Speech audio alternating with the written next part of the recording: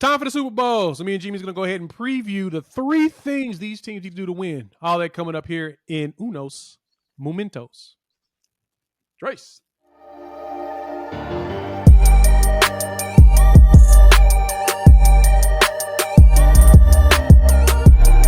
What's good, everybody? It's your boy Jay here with Unfair Sports, where we take a pensive approach to the sports conversation. With my co-host Jimmy, we're going to be talking about the 3 things the Rams and Bengals need to do to win this Super Bowl. Stick around. You're going to want to hear this. Yeah. Bengals.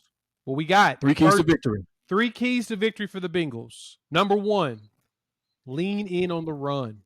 Put it on the back of Joe Mixon and on the back of Samaje Perine. The Rams do not have a good run defense. The numbers may make you think that. They don't. San Fran was running all over them. Was running it down their throat. Not the last game. Not the last game. Down their throat. Not the last game. They have, but not in the last game. They was filling the box knowing because Jimmy Garoppolo was the quarterback. But those games, those 6 games prior, they were running it down their throat with a quarterback, with CJ Beatham, and run it down their throat. With Mixon, with Perine, you will be just fine in this game. Control the clock. Keep Stafford off the field. Even though he's questionable for me as a quarterback overall, he's good, not great. He still has a rocket, so you don't want him on the field. You know what I'm saying? So keep them off the field. That's 1. Okay. For me, I would say with this Bengals team, have fun. Play loose and play free, because that's exactly what you've been doing throughout the playoffs, to the point to where your quarterback gets sacked 9 times and you don't even care. You're just still out there having fun, and you find a way to win because you don't get tight. You don't let the pressure overwhelm you. Now, in this spot, I mean, there's nothing like the Super Bowl. You know, you would hope, if you're Zach Taylor, that the team doesn't choose this game in these moments where the pressure is at its highest to then get tight and start playing outside of themselves. But I think they need to continue to play with that. You know, in the NBA, Jay, and you'll see this the more you watch basketball now that football season's coming to an end, is the Memphis Grizzlies. They're just like them. This young upstart team, swaggy. They play loose and free with house money. They're out there having fun and just pissing off all the veterans who can't find a way to keep up with them. So the Bengals need to maintain that, because the Bengals, they don't know that they're not supposed to be here. Joe Burrow does not know that he's not supposed to do this as a number 1 pick by year 2. So they're out there, I mean, just being young and having fun, and they've got to continue that spirit or that culture of the team if they want to win this game. That's a good point. Number 2. The second thing that the Bengals need to do to win this game, contain Cooper Kupp. If you make Stafford start focusing on other people, like forcing the ball to OBJ, because, you know, we got to get OBJ the ball, mistakes will be made. It's been proven. OBJ is absurdly talented. Dude's a ridiculous athlete. He's a great wide receiver. He's all that stuff. But every quarterback that tries to force him the ball tends to make mistakes. Because there's always some sort of communication off. It never fails. Make Stafford do that. So if you need somebody to shadow him, don't do Eli Apple, because he'll get torched. But somebody needs to shadow Cooper Kupp and just keep 2 guys on him at all times. Make the rest of the team. Make Higbee, make OBJ beat you. Do not let Kupp do it. Don't let him do it. Until next season, when I have him on my fantasy team again. All right. And I got him in 2 dynasty leagues in which I won the championship, so I totally agree. Yeah. All right. My second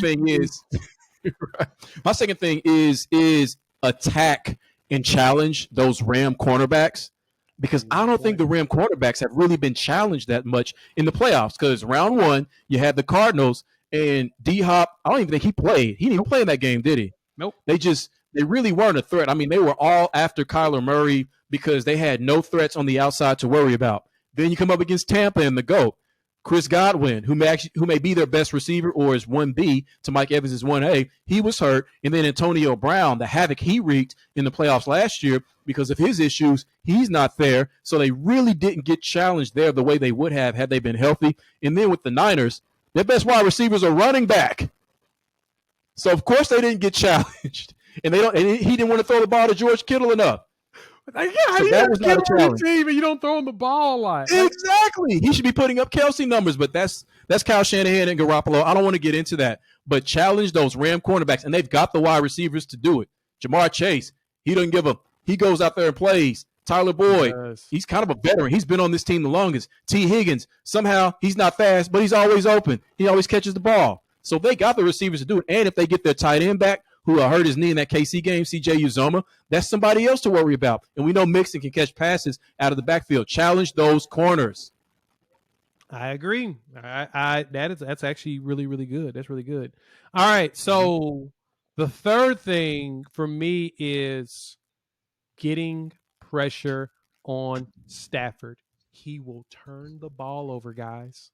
He will if you get pressure. That 49ers game was supposed to be over. It was supposed to be over. But your boy, what's safety's name? What's the name? Dropped that interception? Jaquiski Tart. Tart dropped it. Yep. The interception. Right in his hands. Yep. And then Jimmy Ward had a PI, personal foul right after that. So great. Right. Yeah. So technically your Niners should be here. They should be 100% here. They just kept shooting themselves in the foot and they had Jimmy Garoppolo. So, flea flicking it at the wrong time. But no, get pressure on Stafford. He's going to make a mistake. He's infamous for it. He's kind of easy to read. It seems like defenses have found ways to read him in certain situations. Arm's still stupid. Still makes great pinpoint accurate throws. Still drops dimes. He will make mistakes. And if you capitalize on those mistakes, you win this game. And I kind of want Cincinnati to win it now. I don't know why. Well, actually, I do. I like it's hard. Burrow.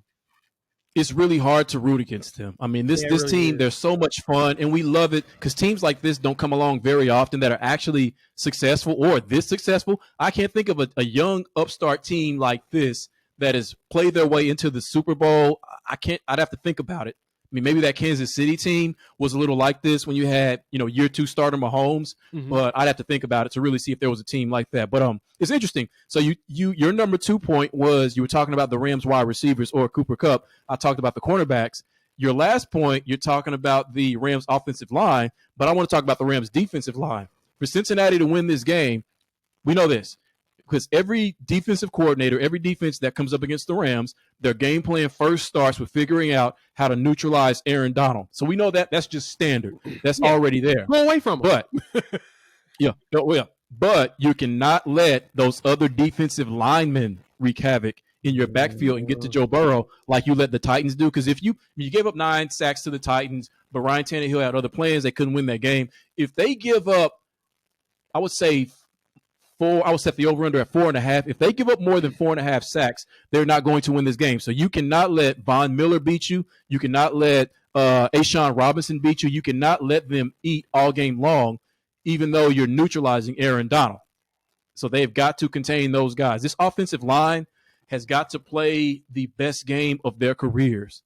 Because with that home crowd behind them, they're going to be after them just like they were after the 49ers in that fourth quarter when Aaron Donald lit into his defense on the sideline. Yep. So right now they have Leonard Floyd, Von Miller, and Aaron Donald as high props to get a sack. They're thinking Aaron Donald and Von Miller will get one. They're minus 168 and 192 respectfully. And then you've got Leonard Floyd at a plus 130. So that means that they think that he's unlikely.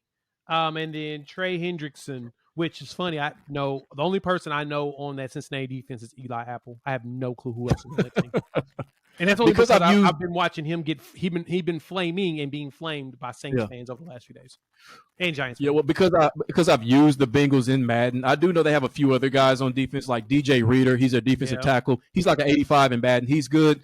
Jesse Bates, their safety. I think he's really good as well. They've got good speed in the defensive backfield. I don't really know. They don't really have any major threats as far as the linebacker core that I can think of, unless I'm missing somebody, and I feel like I am. So, I mean, they've got guys. They're kind of like the Vikings defense in a way. They've got guys that you really don't know, but they're like B to maybe B+. But when you put them all together and you give them a really good scheme, then they just disrupt you, and you don't really even know how. Yeah, that's a good point. Yeah.